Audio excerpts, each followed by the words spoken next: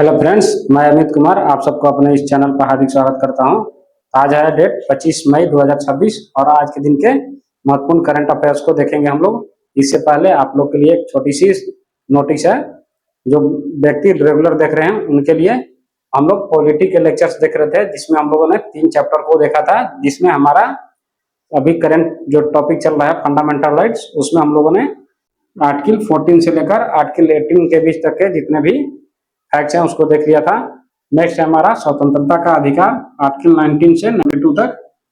इसको हम लोग नेक्स्ट लेक्चर में देखेंगे। तो आप लोग से उम्मीद है कि आप लोग को ये लेक्चर पसंद आ रहे हो। तो चलिए आज का हम लोग पहले टॉपिक्स को समझ लेते हैं, कौन कौन से टॉपिक्स हमारे करंट अफेयर के लिए हैं। यह है पहला, सामान्य नागरिक संहिता से संबंधित गृह मंत्री अमित शाह के द्वारा कुछ स्टेटमेंट दिए गए हैं, उसके बारे में जानेंगे। इसके अलावा देशद्रोह कानून की धारा 124A का पुनरुद्धार की बात की जा रही है। इसके अलावा क्वाड ढांचे में प्रासंगिकता और उसके विकास को लेकर कुछ महत्वपूर्ण फैक्ट्स है, उसको देखेंगे। इसके अलावा है टॉपिक हमारा नंबर 4, जिसमें यूनाइटेड कुकी नेशनल आर्मी के बारे में जानेंगे और क्वेटा पाकिस्तान में आत्मघाती हमला हुआ है आतंकवादियों के द्वारा, उसके बारे में देखेंगे। नेक्स्ट टॉपिक है हमारा विश्व बैंक और नेशनल फैमिली हेल्थ सर्वे 5 के आंकड़े के बारे में जानेंगे।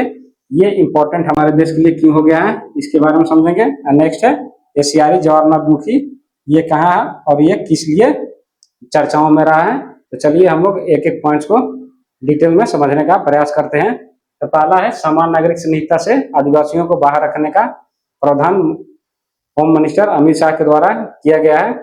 ऐसा इसलिए किया गया है कि जो आदिवासी जितने भी होते हैं, जिन जिन क्षेत्रों में रहते हैं, उनकी एक स्पेशलाइजेशन होती है वहाँ के रिसोर्सेज को इस्तेमाल करने में, और उनकी जो प्रिमिटिव प्रिविलेज है उसको मेंटेन करने के लिए ऐसा किया जाएगा, ताकि उनमें जो आने वाले सुधार हैं, जो हम लोगों के आम जनमानस में देख पाते हैं कि जिस तरह से हम लोग प्रोग्रेसिव हैं, जितने हम लोग ज्यादा एडवांस होते जा रहे हैं, आधुनिक होते जा रहे हैं, उनसे उन लोगों को दूर रखा गया है, या हमारे समाज से उनका कटाव जिनका है उसको मेंटेन रखने के लिए और उनके उस अस्तित्व को बनाए रखने के लिए, जिसके कारण वो आदिवासी होते हैं, उसको देखते हुए ऐसा किया जाएगा, ताकि उनकी जो प्राकृतिक संरक्षण की भावना है उसमें हस्तक्षेप न किया जाए, मातृसत्तात्मक जो व्यवस्था है उसमें हस्तक्षेप न किया जाए, ताकि आने वाली जो फ्यूचर है हमारी, वो इस बातों को समझ सके कि हमारे जो एंशियंट पीरियड के लोग थे वो किस प्रकार से रहते थे,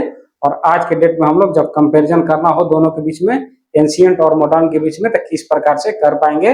और इनके जो आवास की प्रणाली है, खान पान की प्रणाली है, और इसके अलावा जो लोगों के साथ इनका कम्युनिकेशन है, अदर लोगों के साथ कम्युनिकेशन है, उनको किस प्रकार से ये धीरे धीरे बिल्ड कर रहे हैं, उसके बारे में ये बहुत इंपॉर्टेंट हो जाता है कि उनको इन सब चीजों से बाहर रखा जाए, उन पर इन जो सामान्य नागरिक संहिता है उससे इनको बचा के रखा जाए।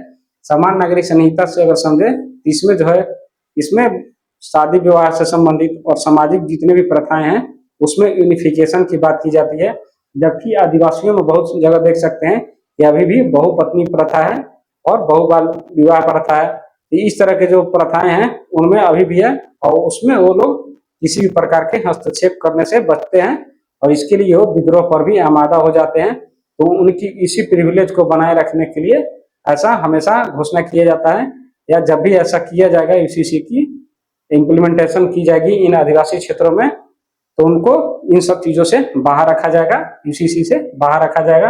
ये हमारे लिए इंपॉर्टेंट हो जाता है कि कौन कौन से फैक्ट्स हैं जो पॉलिटी के संदर्भ से और इंटरनल सिक्योरिटी के संबंध से हमारे सामान्य नागरिक संहिता को संबोधित करते हैं। तो पहला आता है आर्टिकल 44, जो सामान्य नागरिक संहिता के बारे में डिफाइन करता है कि सामान्य नागरिक संहिता क्या है और ये क्यों जरूरी हो जाता है। ऐसा बाबा साहब अम्बेडकर ने बोला था कि आजादी के बाद इसको अप्लाई करने की जिम्मेवारी जो है संसद की होगी, और जितना जल्द हो इसको अप्लाई करने का प्रयास किया जाएगा। ये आर्टिकल 44 में आता है, जो हमारे राज्य के नीति निर्देशक तत्व के अंदर आता है। इसके अलावा देखें तो अनुसूची 5वीं है और 6ठी, जिसमें आदिवासियों के प्रशासन और उनके नियंत्रण को लेकर प्रावधान किए गए हैं। अनुसूची 5 में आदिवासी और जनजातीय क्षेत्रों के उनके प्रशासनिक ढांचे को और उनके नियंत्रण के बारे में बताया गया है। जो जनजातीय क्षेत्र हैं, अनुसूचित और जनजातीय क्षेत्रों के प्रशासन और नियंत्रण के बारे में बताया गया है। 5th शेड्यूल में 5वीं अनुसूची में।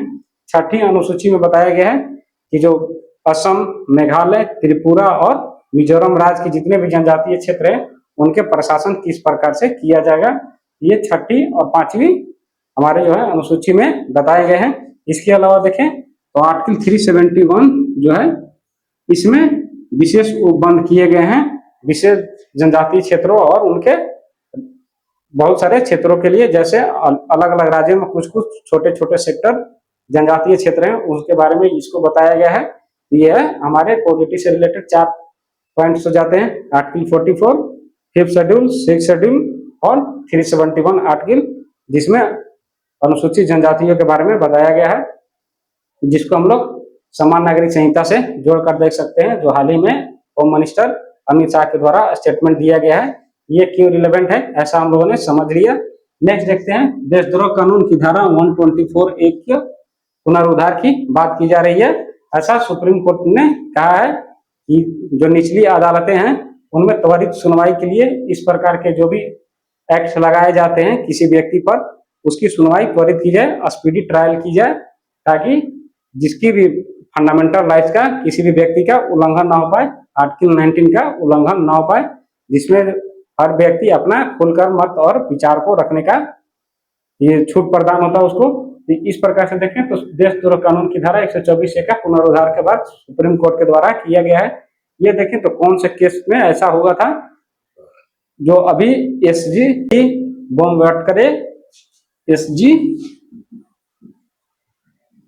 बोमवटकरे इनके वर्सेस यूनियन ऑफ इंडिया के बीच में केस चली थी। उस समय ये सुप्रीम कोर्ट के द्वारा अपनी बात रखी गई थी कि देशद्रोह कानून की स्पीडी ट्रायल की जाए, ताकि निचली अदालतों में जो भी कार्रवाई हो स्पीडी ट्रायल के रूप में हो सके, और इसकी संवैधानिकता की जांच करने का भी प्रावधान करने की बात सुप्रीम कोर्ट के द्वारा की गई है। ये किस प्रकार से अभी भी लागू करने की इसकी जरूरत है या इसको मॉडिफिकेशन करने की जरूरत है, ऐसा इसलिए इस तरह के कानून जो है ड्रैकोनियन प्रिंसिपल पर चलते हैं। इसका जो एप्लीकेशन है पहली बार ये अंग्रेजों के द्वारा किया गया था। भारत में एक किसी भी मूवमेंट को सप्रेस करने के लिए इस प्रकार के आर्टिकल्स को इस्तेमाल किया जाता था।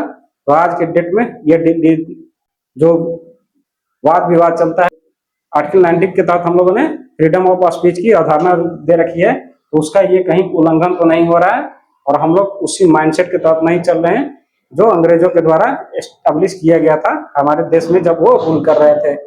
इस तरह के देखें तो कानून में हम लोग के सुधार की जरूरत जरूर दिखती है और करनी भी चाहिए। इसका मिसयूज गवर्नमेंट के द्वारा और अथॉरिटीज के द्वारा किए जाते हैं।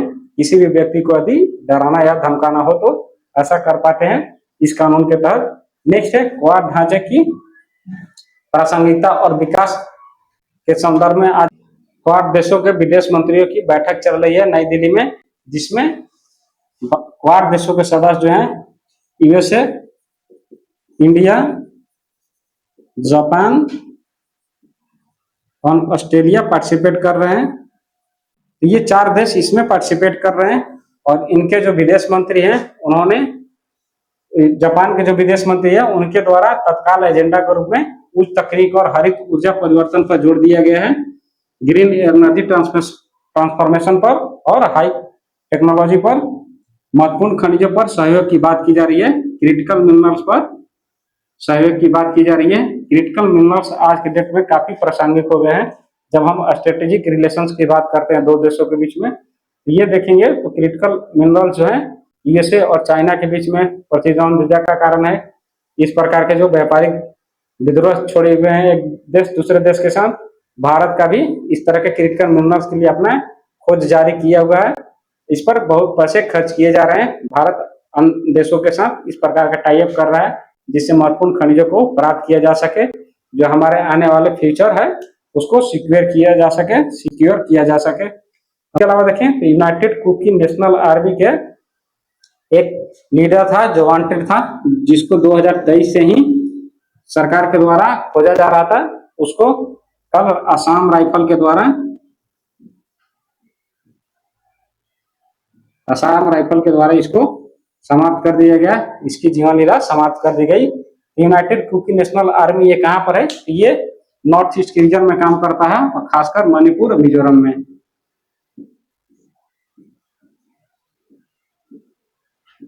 जहां पर इनकी एक तरह से देखें तो लिबरेशन की बात की जाती है भारत से और भारतीय आर्म फोर्सेस से।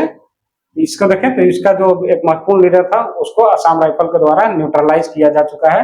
नेक्स्ट है क्वेटा पाकिस्तान में आत्मघाती हमला हुआ गया बलूचिस्तान लिबरेशन आर्मी के द्वारा, BLA के द्वारा, जिसमें ये ट्रेन जो है क्वेटा में जा रही थी जिसमें आत्मघाती हमला किया गया जिससे 26 लोगों की मौत हो चुकी है। आप लोग पूछ सकते हैं कि इसमें हमारे करंट अफेयर से कौन से रिलेटेड तथ्य हैं, तो ये पूछा जा सकता है कि बल्च लिबरेशन आर्मी कहाँ पर है? ये पाकिस्तान में काम करती है और ये भी लिबरेशन की बात करती है पाकिस्तान से। ये एक स्पेशल आइडेंटिटी रखते हैं बलोच की और ये अपना एक अलग से देश बनाने की मांग करते हैं पाकिस्तान आर्मी से और पाकिस्तानी सेना से, जो इनको काफी दिनों से मशक्कत करनी पड़ रही है जो अभी तक प्राप्त नहीं हुए। नेक्स्ट है, इसको ध्यान से देखेंगे, विश्व बैंक और नेशनल फैमिली हेल्थ सर्वे 5 के आंकड़े देखें। इसमें प्रजनन दर में हमारे देश में कमी दर्शाया गया है। 1990 के दशक में ये प्रजनन दर 3.4 था, जो 2020 के दशक में ये घटकर 2.0 से भी के लगभग 2.0 के लगभग रह गया है। इसको देखें तो ये प्रतिस्थापन स्तर जो है 2.1 इससे भी नीचे है, जिससे हम लोग जनसांख्यिकीय लाभ को हम लोग एडॉप्ट नहीं कर पाएंगे, उसमें फायदा नहीं उठा पाएंगे। इसको देखते हुए देखें तो इस प्रकार से यदि हम लोग चलते रहें तो हमारी जो पॉपुलेशन है डिक्लाइन कर जाएगी। जो मिनिमम ग्रोथ रेट किसी भी देश की जनसंख्या को स्थिर बनाए रखने के लिए जितनी पॉपुलेशन की जरूरत होती है वो 2.1 प्रतिस्थापन दर से होनी चाहिए, जो कि कम है। इसमें देखें तो बहुत सारे जो ऐसे स्टेट हैं जिनमें 2.0 से भी नीचे की प्रतिस्थापन दर से भी नीचे की काफी पॉपुलेशन में कमी आ रही है, जैसे तमिलनाडु, केरल, आंध्र प्रदेश, कर्नाटक, तेलंगाना, महाराष्ट्र, ये जो राज्य हैं इनमें प्रतिस्थापन दर से भी काफी नीचे जनसंख्या वृद्धि हो रही है, 1.9 के लगभग हो रही है। जो हम लोगों ने लास्ट लेक्चर में भी देखा था, सैंपल रजिस्ट्रेशन सर्वे देखा था, उसमें भी ये हमारे लिए काफी इंपॉर्टेंट हो जाता है। आपसे पूछा जा सकता है ये आंकड़े कौन जारी किया था? तो विश्व बैंक और नेशनल फैमिली हेल्थ सर्वे 5 के आंकड़ों के अनुसार यह है कि हमारा प्रजनन दर जो था 1990 के दशक में 3.4 था, जो आज घट के हो गया है 2.0। ठीक है। नेक्स्ट है एशियाई जवार नदमुखी, ये उत्तरी कन्नड़ में है, उत्तरी कन्नड़ में उत्तरी कर्नाटक के रीजन में देखा जाता है। और यहाँ पर देखें तो 10 लोगों की मृत्यु हो चुकी है, जिसमें ये बोट के द्वारा मछुआरे जो है मछली की खोज में निकले थे, जहां पर ये एशियाई ज्वारनदमुखी के चपेट में आ गए, इनकी मृत्यु हो गई। तो हमारे लिए ये क्यों जरूरी है कि एशियाई ज्वारनदमुखी कहाँ है? तो ये है उत्तरी कन्नड़ में या कर्नाटक में, इसको खंबात की खाड़ी में भी बोल सकते हैं, नियर बाई। इस तरह से देखें तो हमारा आज का जो करंट अफेयर है, जो महत्वपूर्ण फैक्ट्स है, उसको हम लोगों ने देख लिया। मिलते हैं नेक्स्ट सेशन में। यदि आप लोग ये सेशन अच्छा लगे छोटा सा, आप लोग कमेंट शेयर कर जरूर करें, चैनल को सब्सक्राइब जरूर कर लें। यदि आप लोग यहाँ तक इस वीडियो को देखें, तब तक के लिए बाय, जय हिंद।